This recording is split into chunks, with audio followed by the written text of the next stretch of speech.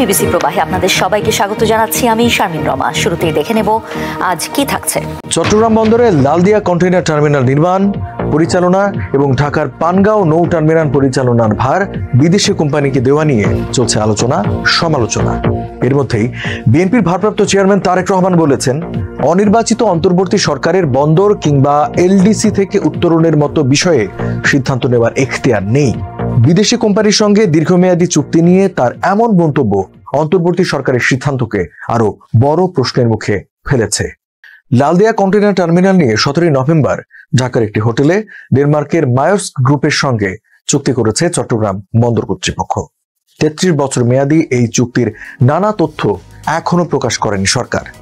এর প্রেক্ষাপটে কনসেশন চুক্তি আসলে কি, লালদিয়ার চুক্তিতে কি কি আছে, দেশের অর্থনীতির কি লাভ কি ক্ষতি।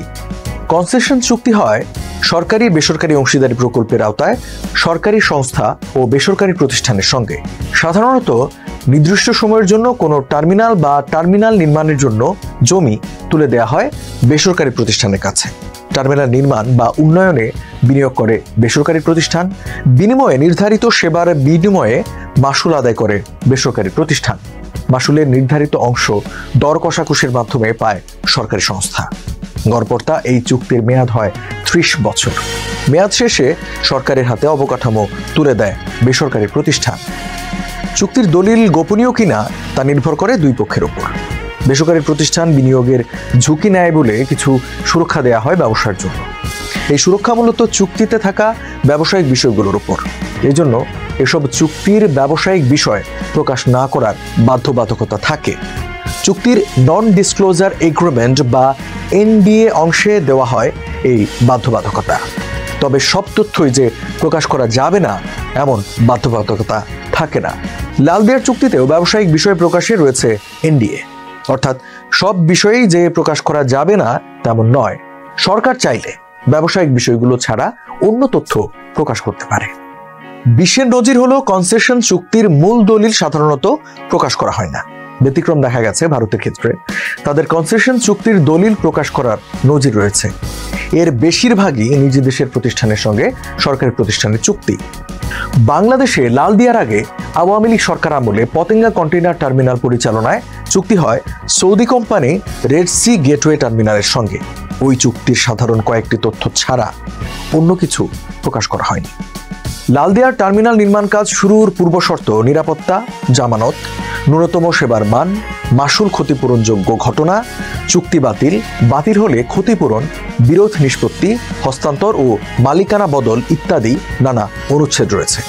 চুক্তির মূল দলিলের সঙ্গে সংযুক্তি বা পরিশিষ্টে প্রকল্প বাস্তবায়নের জন্য প্রয়োজনীয় কারিগরি, আর্থিক, কার্যক্রমগত ও আইনি তথ্যগুলো আলাদা করে বিস্তারিত উল্লেখ করা আছে। লালদিয়ার চুক্তির যেসব তথ্য প্রকাশ করা হয়েছে তার মধ্যে রয়েছে মূল কনসেশন চুক্তিটি 33 বছরের, এর মধ্যে নির্মাণে 3 বছর এবং বাকি 30 বছর পরিচালনার।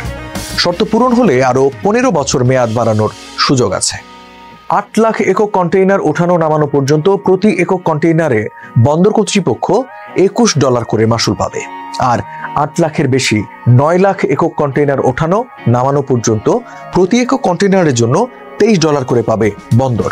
এই দুটি স্তর ছাড়া আরো একটি স্তর রয়েছে, সেটি হলো 9 লাখের বেশি কন্টেইনার ওঠানো নামানো হলে বন্দরকে আরেকটি স্তরে মাশুল দেবে এপিএম টার্মিনালস। তবে সেই হার কত তা প্রকাশ করা হয়নি। সরকারি বেসরকারি অংশীদারিত্ব বা পিপিপির আওতায় একসঙ্গে 3টি জাহাজ ভেড়ানোর 3 জেটির এই টার্মিনাল নির্মাণের জন্য কোম্পানিটি $55 কোটি বা প্রায় 6,700 কোটি টাকা বিনিয়োগ করবে। চুক্তি স্বাক্ষরের পর 250 কোটি টাকা আপফ্রন্ট ফি বা এককালীন ফি পাবে বন্দর। চুক্তির পর পরিচালনার বিভিন্ন ধাপে বিনিয়োগ করতে হবে এপিএম টার্মিনালসকে। এ সময়ে বন্দরের কোনো টাকা খরচ হচ্ছে না। এপিএম টার্মিনালসের ঘোষণা অনুযায়ী তারা $55 কোটি বিনিয়োগ করবে। চুক্তির পর থেকেই এপিএম টার্মিনালসের বিনিয়োগ শুরু হয়েছে। পিপিপি কর্তৃপক্ষ এই চুক্তির জন্য বন্দর কর্তৃপক্ষের হয়ে মধ্যস্থতাকারী হিসেবে বিশ্বব্যাংকের সহযোগী প্রতিষ্ঠান ইন্টারন্যাশনাল ফাইন্যান্স কর্পোরেশনকে নিয়োগ দিয়েছে। এজন্য যে খরচ হয়েছে তা পরিশোধ করেছে এপিএম টার্মিনালস। পিপিপি কর্তৃপক্ষ প্রকল্প উন্নয়নের জন্য এপিএম টার্মিনালসের থেকে ফি নিয়েছে। চুক্তি কার্যকরের পর আপফ্রন্ট ফির 50% দিতে হবে এপিএম টার্মিনালসকে। এরপর টার্মিনালের নকশা প্রণয়ন, নির্মাণ, যন্ত্রপাতি সংশোধনে ধাপে ধাপে বিনিয়োগ করতে হবে অপারেটরকে। টার্মিনাল চালু হলে কন্টেইনার প্রতি আয় ভাগাভাগি শুরু হবে।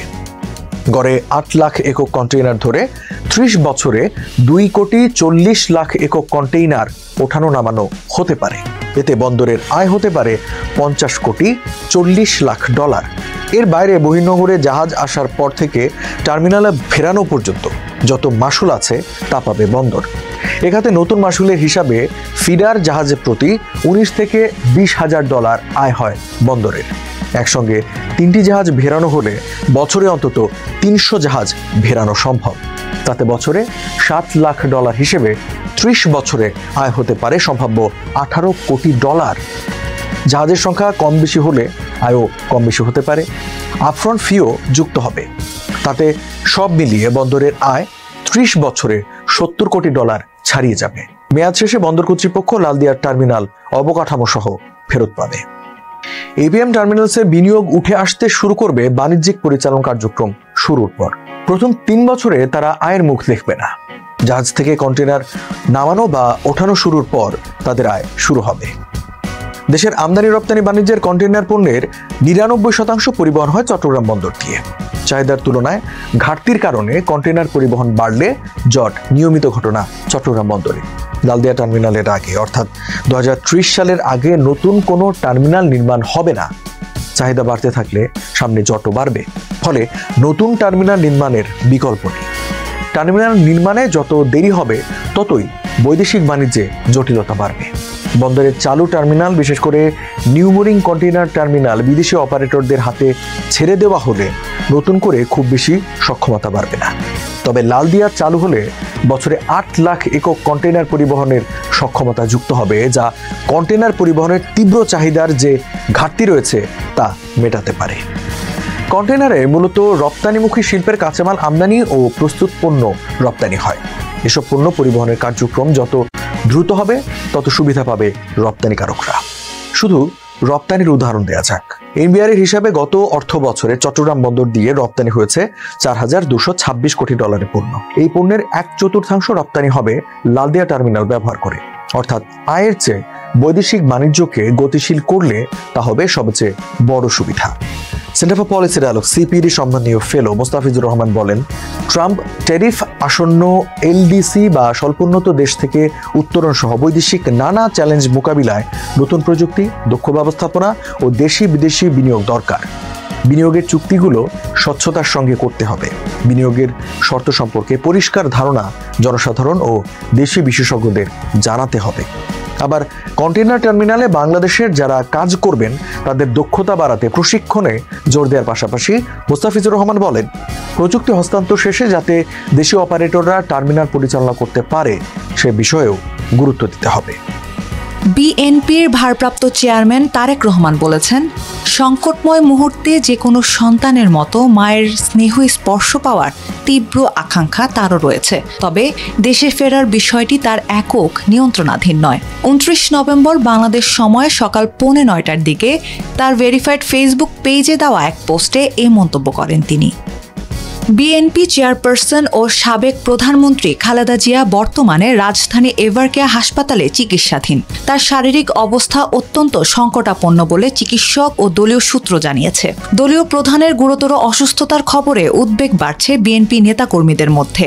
অনেকেই মনে করছেন, মায়ের পরিস্থিতিতে তারেক রহমান দ্রুত দেশে ফেরার সিদ্ধান্ত নিতে পারেন।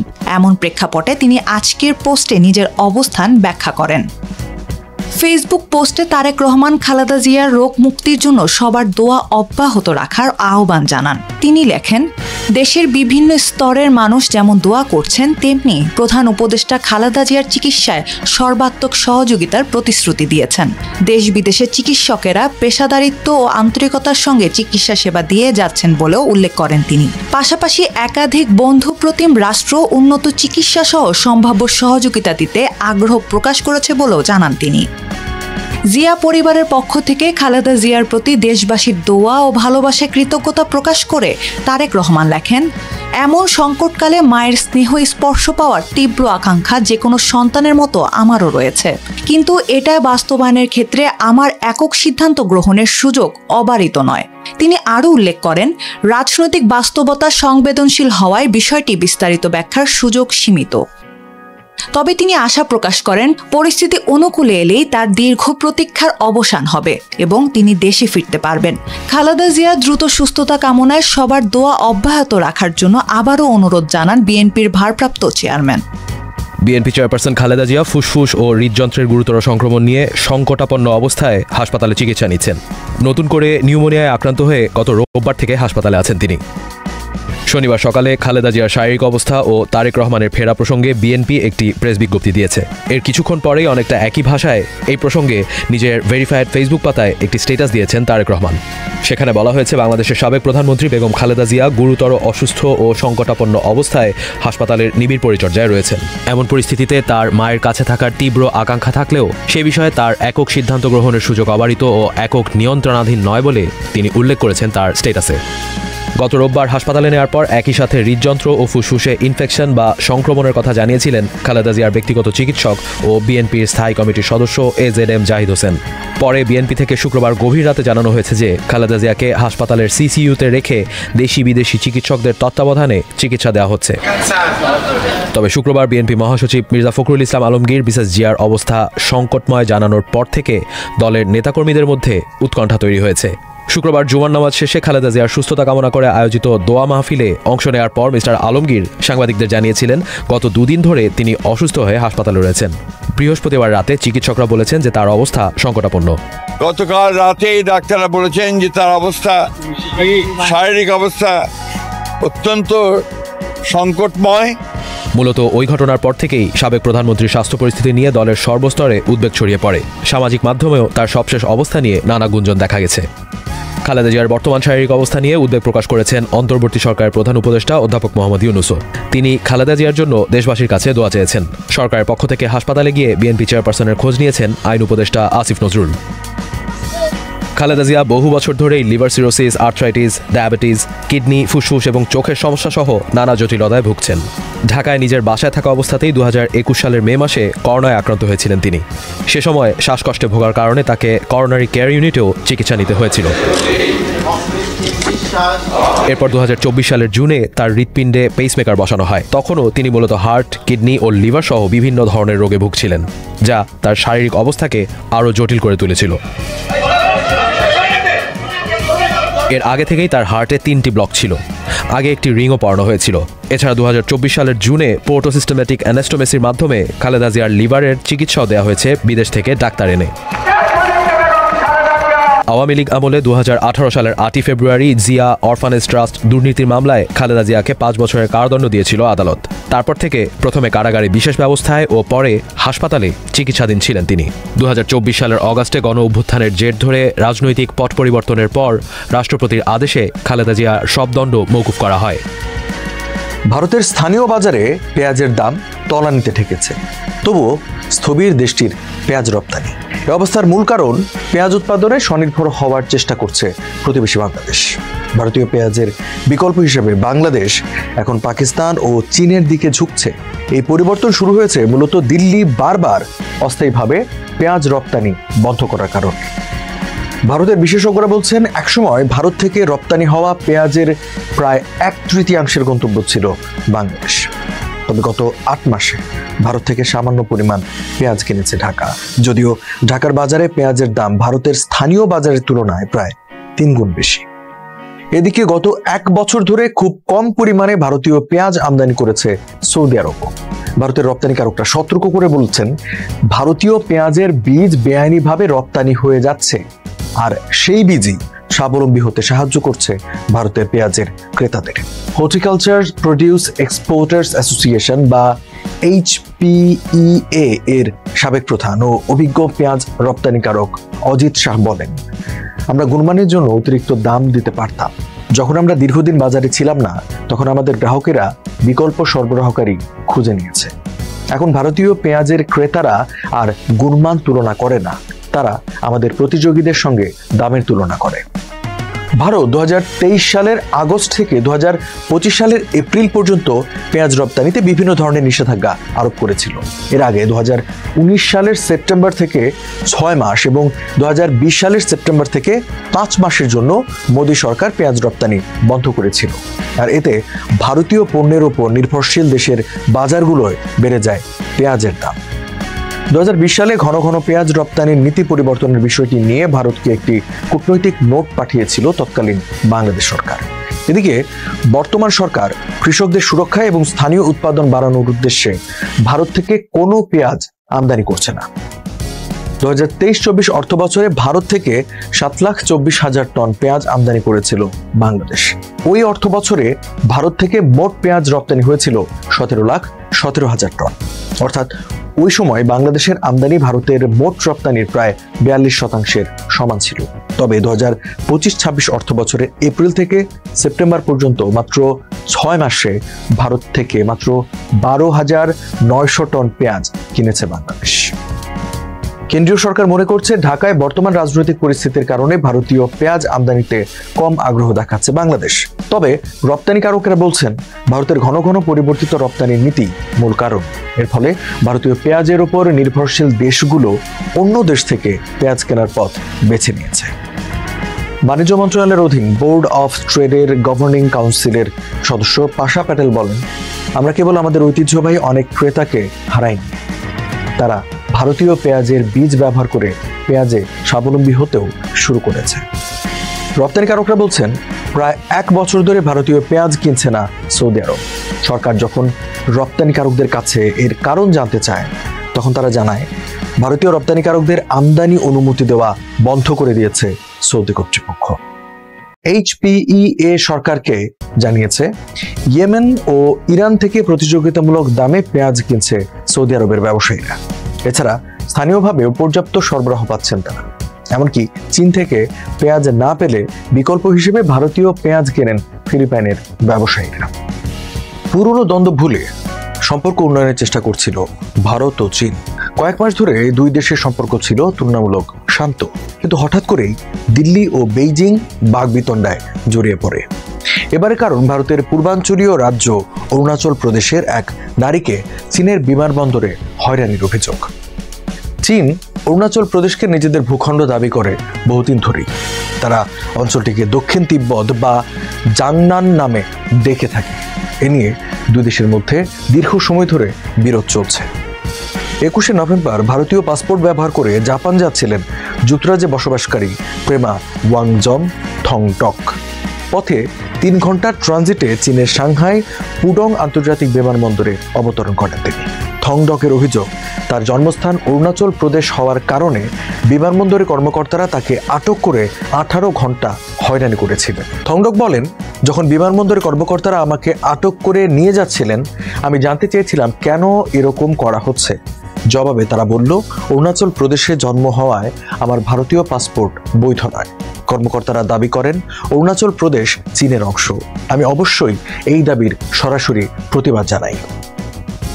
থংডকের ভাষ্য অনুযায়ী চীনা কর্মকর্তাদের বাধার মুখে যুক্তরাজ্যে থাকা তার এক বন্ধু সাহায্যের হাত বাড়ান। এক পর্যায়ে তিনি সাংহাইয়ের ভারতীয় কনসুলেটের সঙ্গে যোগাযোগ করতে সক্ষম হন। পরে কনসুলেটের কর্মকর্তারা তাকে একটি ফ্লাইটে করে সাংহাই ছাড়তে সহায়তা করেন। 2005 সালে অরুণাচল প্রদেশ থেকে চীনে আগত লোকদের জন্য স্ট্যাপলড ভিসার নীতি চালু করে বেইজিং। ভারতের অন্যান্য অঞ্চলের নাগরিকদের পাসপোর্টে সরাসরি স্ট্যাম্প করা ভিসা দিয়ে থাকে চীন। চীনের যুক্তি অনুযায়ী তারা অরুণাচল প্রদেশের লোকদের সাধারণ ভিসা দিতে পারছে না, কারণ তারা প্রথমেই তাদের চীনা নাগরিক হিসেবে বিবেচনা করে। কিন্তু ভারত চীনের এই নীতি কখনোই মেনে নেয়নি। 2013 সালে অরুণাচল প্রদেশের 2 তীরন্দাজকে যুব বিশ্ব তীরন্দাজ চ্যাম্পিয়নশিপে অংশ নিতে পূর্ব চীনের অক্সিতে যাওয়ার জন্য স্ট্যাপলড ভিসা দেওয়া হয়েছিল, কিন্তু ভারত সরকার তাদের সেই যাত্রা আটকে দেয়। 2023 সালের জুলাই মাসে অরুণাচল প্রদেশের 3 অ্যাথলিটকে চীনের চেংদুতে অনুষ্ঠিত ওয়ার্ল্ড ইউনিভার্সিটি গেমসের জন্য স্ট্যাপলড ভিসা দেওয়া হয়েছিল। ফলস্বরূপ পুরো ভারতীয় উশু দল সেই গেমসে অংশ নিতে পারেনি। একই বছরের সেপ্টেম্বরে সেই 3 অ্যাথলিট হাংজু এশিয়ান গেমসে অংশ নিতে পারেনি একই জটিলতায়। ভারতের ক্রীড়ামন্ত্রী অনুরাগ ঠাকুর প্রতিবাদ স্বরূপ গেমসের উদ্বোধনের জন্য হাংজু সফর বাতিল করেছিলেন। ব্রিটিশ ঔপনিবেশিক আমল থেকে অরুণাচল প্রদেশ নিয়ে ভারত ও চীনের মধ্যে সীমান্ত দ্বন্দ্ব চলছিল। 1914 সালের মার্চে সিমলা কনভেনশনের সময় প্রতিষ্ঠিত হয় ম্যাকমোহন লাইন। তিব্বত, চীন এবং ব্রিটিশদের অংশগ্রহণে আলোচনার মাধ্যমে এই লাইন তৈরি হলেও চীন তা মেনে নেয়নি। চীনের আপত্তির পরও তিব্বতের সঙ্গে ভারতবর্ষের একটি সীমানা তৈরি হয়। 1951 সালে তিব্বত দখলের পর পুরনো কিছু মানচিত্র তুলে ধরেছে। সেখানে ম্যাকমোহন লাইনের দক্ষিণের ভূখণ্ডগুলো চীনের অংশ বলে উল্লেখ করা হয়েছিল। এর মধ্যে 1947 সালে স্বাধীনতা লাভ করে ভারত। তখন থেকে ম্যাকমোহন লাইনকে ভারত ও চীনের মধ্যে সীমান্ত বলে বিবেচনা করে আসছে দিল্লি। দশকের পর দশক ধরে অরুণাচল প্রদেশে তাওয়াং নামে পরিচিত একটি অংশকে নিজেদের বলে দাবি করত চীন। তবে সাম্প্রতিক বছরগুলোয় পুরো রাজ্যটিকেই নিজেদের বলে দাবি করছে দেশটি।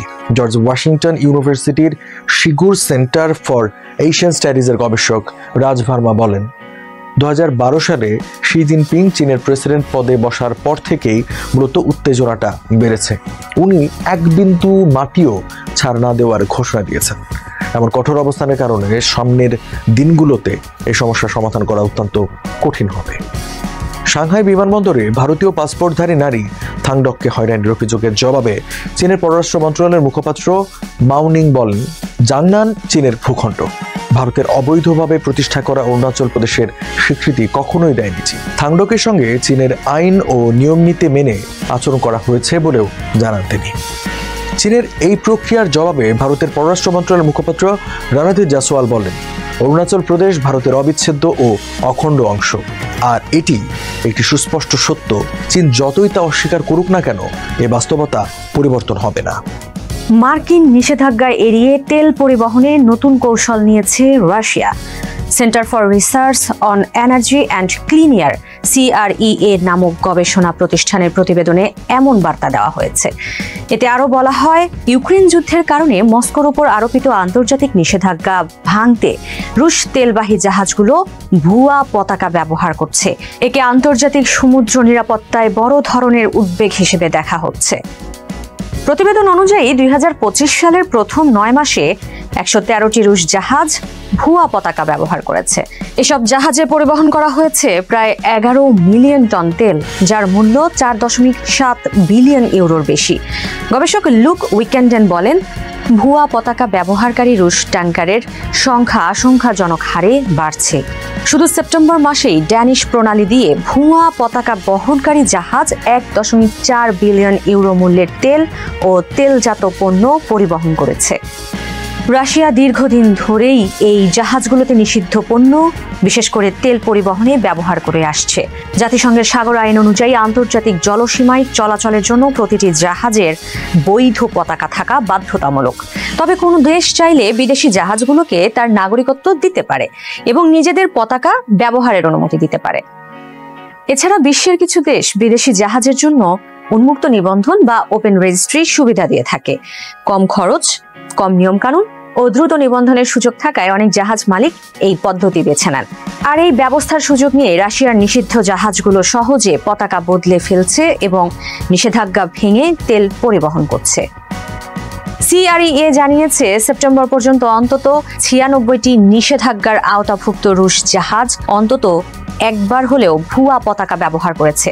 ইউরোপীয় ইউনিয়ন, যুক্তরাষ্ট্র এবং যুক্তরাজ্যের নিষেধাজ্ঞা আরোপের 6 মাসের মধ্যেই 85টি জাহাজ কমপক্ষে 2 বার এই পতাকা পরিবর্তন করেছে। প্রতিবেদন অনুযায়ী 2022 সালের আগে যেসব পতাকা নিবন্ধনকারী সংস্থার বহরে খুব কম রুশ জাহাজ ছিল, গত সেপ্টেম্বরে দেখা গেছে সেই সংস্থাগুলোর প্রতিটিতে 10টিরও বেশি রুশ জাহাজ যুক্ত হয়েছে। এখন মোট সংখ্যা দাঁড়িয়েছে 162তে। গবেষক বৈভব রাঘুনন্দন বলেন, রুশ জাহাজগুলোর মালিকানা অর্থনৈতিকভাবে দুর্বল দেশগুলোর পতাকা এবং দুর্বল নিয়মকানুনের সুযোগ নিয়ে বিভিন্ন দেশে তেল পৌঁছে দিচ্ছে। তিনি আরও বলেন, এই পরিস্থিতি মোকাবেলায় ইউরোপীয় ইউনিয়ন ও যুক্তরাজ্যের পতাকা নিবন্ধন সংক্রান্ত নিয়ম কঠোর ও আধুনিকভাবে সংস্কার করা জরুরি, যাতে ভুয়া পতাকা ব্যবহার করে তেল পরিবহন বন্ধ করা যায়। তথ্য সংগ্রহে CREA ব্যবহার করেছে অ্যাকোয়াসিস নামের সামুদ্রিক নিরাপত্তা প্ল্যাটফর্ম এবং IMO এর global integrated shipping information system GSIS এর ডেটা। সংস্থাটি বলছে এসব তথ্য মিলিয়ে রাশিয়ার ছায়া নৌবহরের কার্যক্রমের পূর্ণ চিত্র আরও স্পষ্ট হয়েছে। ওয়াশিংটন ভিত্তিক centre for a new American security এর সিনিয়র ফেলো র্যাচেল জিওম্বা বলেন, CREA এর তথ্য আগের প্রতিবেদনগুলোর সঙ্গে মিলে যাচ্ছে। ইউরোপের বাড়তি চাপ এবং চীনের জঙ্গি ভেসেল দমন পদক্ষেপের কারণে রাশিয়া আরও চতুর কৌশল অবলম্বন করেছে। তবে যুক্তরাষ্ট্র ও ইউরোপ যদি রাশিয়ার তেলের ওপর নতুন নিষেধাজ্ঞা আরোপ করে তাহলে সেটি কতটা কার্যকর হবে তা নিয়ে এখনও অনিশ্চয়তা রয়েই গেছে। তিনি আরও বলেন, নিষিদ্ধ ও আড়ালে থাকা বাণিজ্য বাড়তে থাকায় রাশিয়ার উপর চাপ দেওয়া মাত্র যথেষ্ট নয়। নিষেধাজ্ঞা কার্যকর করতে হলে জাহাজ মধ্যস্থতাকারী ও ক্রেতাদের দিকে নজর দিতে হবে। তবে এতে ব্যয় বাড়বে আর চীনের মতো বড় ক্রেতা পাল্টা ব্যবস্থা নিতে পারে। এছাড়া তিনি সতর্ক করে বলেন, বাস্তবে এর প্রয়োগের জন্য সমুদ্রে জাহাজ থামিয়ে কাগজপত্র পরীক্ষা করতে হবে, যা অনেক দেশই করতে চাইবে না। ওয়াশিংটন ডিসিতে গুরিতে ন্যাশনাল গার্ড 2 সদস্যের উপর প্রাণঘাতী হামলার পর যুক্তরাষ্ট্রে অভিবাসন নীতিতে আরও কঠোর অবস্থানের ঘোষণা দিয়েছেন মার্কিন প্রেসিডেন্ট ডোনাল্ড ট্রাম্প। ঘটনায় সন্দেহভাজন হিসেবে একজন আফগান নাগরিকের নাম সামনে আসার পর 27শে নভেম্বর রাতে তৃতীয় বিশ্বের সব দেশ থেকে অভিবাসন স্থায়ীভাবে স্থগিত করার ঘোষণা দেন মার্কিন প্রেসিডেন্ট। পাশাপাশি 19টি দেশের অভিবাসীদের গ্রিন কার্ড পূর্ণাঙ্গভাবে পুনরায় যাচাই করার নির্দেশ দিয়েছেন তিনি।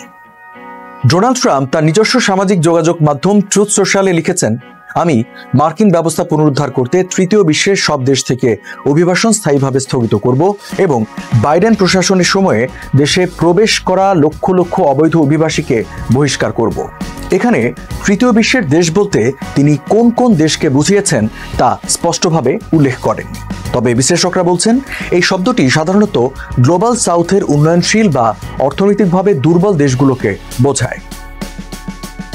ট্রুথ সোশ্যালে ট্রাম্প আরও লেখেন, যারা যুক্তরাষ্ট্রের জন্য লাভজনক নয় বা দেশকে ভালোবাসে না তাদের যুক্তরাষ্ট্র থেকে বের করে দেওয়া হবে। যারা দেশের শান্তি নষ্ট করে, জনসাধারণের উপর বোঝা হয়ে দাঁড়ায়, নিরাপত্তার ঝুঁকি তৈরি করে বা পশ্চিমা সভ্যতার মূল্যবোধের সঙ্গে সামঞ্জস্যপূর্ণ নয় তাদের নাগরিকত্ব বাতিল করা হবে অথবা দেশ থেকে বহিষ্কার করা হবে। এছাড়া ট্রাম্প এটিও মনে করিয়ে দেন যে 2025 সালের শুরুতে তিনি 12টি দেশের ওপর ভিসা নিষেধাজ্ঞা এবং আরও 7টি দেশের ওপর অতিরিক্ত ভ্রমণ নিষেধাজ্ঞা দিয়েছেন। গত 26শে নভেম্বর ওয়াশিংটন ডিসিতে ন্যাশনাল গার্ড সদস্যের ওপর গুলি চালানোর ঘটনায় 29 বছর বয়সী আফগান নাগরিক রাহমাতুল্লাহ লাখনাওয়ালকে গ্রেপ্তার করা হয় এবং তাকে প্রধান সন্দেহভাজন হিসেবে ঘোষণা করা হয়। এই ঘটনার পর ট্রাম্প এই হামলাকে সন্ত্রাসী কর্মকাণ্ড হিসেবে বর্ণনা করেছেন। 27শে নভেম্বর ভোরে মার্কিন নাগরিকত্ব ও অভিবাসন পরিষেবা USCIS ঘোষণা করে আফগান নাগরিকদের সব ধরনের অভিবাসন আবেদন অনির্দিষ্টকালের জন্য স্থগিত করা হয়েছে। USCIS এর পরিচালক জোসেফ এডলো সামাজিক যোগাযোগ মাধ্যম এক্সে লিখেছেন, দেশ ও জনগণের নিরাপত্তাই আমাদের কাছে সবচেয়ে বেশি গুরুত্বপূর্ণ। বাইডেন প্রশাসনের বেপরোয়া পুনর্বাসন নীতির মূল্য মার্কিন জনগণ আর বহন করবে না। 2025 সালের জুন মাসে ট্রাম্প প্রশাসন 19টি দেশের নাগরিকদের উপর ভ্রমণ নিষেধাজ্ঞা বা আংশিক সীমাবদ্ধতা আরোপ করে। পূর্ণ নিষেধাজ্ঞার তালিকায় রয়েছে Afghanistan, Chad, Congo, Guinea, Eritrea, Haiti, Iran, Libya, Myanmar, Somalia, Sudan এবং ইয়েমেন। আংশিক নিষেধাজ্ঞার তালিকায় রয়েছে Burundi, Cuba, Laos, Sierra Leone, Togo, Turkmenistan এবং ভেনেজুয়েলা। ট্রাম্পের নতুন ঘোষণায় তৃতীয় বিশ্বের দেশ শব্দ ব্যবহার করায় বিশেষজ্ঞরা ধারণা করছেন এই পরিধি আরও বাড়তে পারে।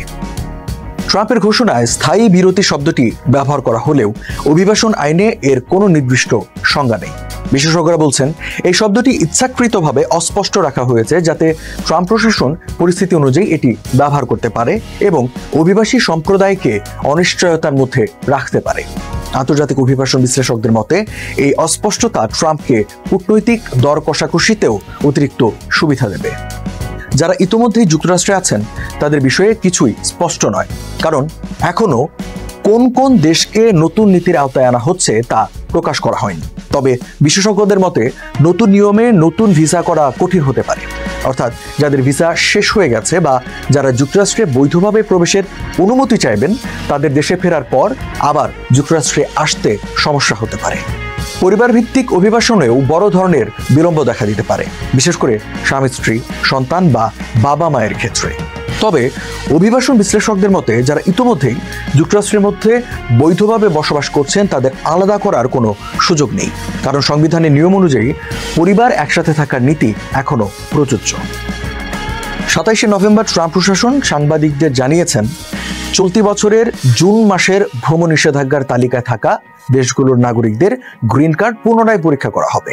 কিন্তু গ্রিন কার্ড বাতিল বা প্রত্যাহারের প্রক্রিয়া কিভাবে হবে তা এখনো পরিষ্কার নয়। গ্রিন কার্ড হলো মার্কিন অভিবাসন নথি যা একজনকে স্থায়ীভাবে যুক্তরাষ্ট্রে বসবাস এবং কাজ করার অনুমতি দেয়। সাধারণত গুরুতর অপরাধ যেমন হত্যা বা ধর্ষণের জন্য দোষী সাব্যস্ত হলে অভিবাসন বিচারক গ্রিন কার্ড বাতিল করে দেশ থেকে বের করতে পারেন। এছাড়া গ্রিন কার্ডধারী জননিরাপত্তার জন্য ঝুঁকি বা ভিসা আইন লঙ্ঘন করলে তাকে বহিষ্কার করতে পারে সরকার। তবে বিশেষজ্ঞরা বলছেন, যথাযথ প্রক্রিয়া অনুসরণ না করে গ্রিন কার্ড বাতিল করার কোনো আইনি অধিকার সরকারের নেই।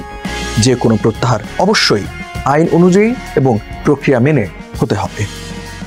সবাইকে শুভকামনা জানিয়ে আমি শারমিন রমাজ এখানে বিদায় নিচ্ছি। ভালো থাকবেন।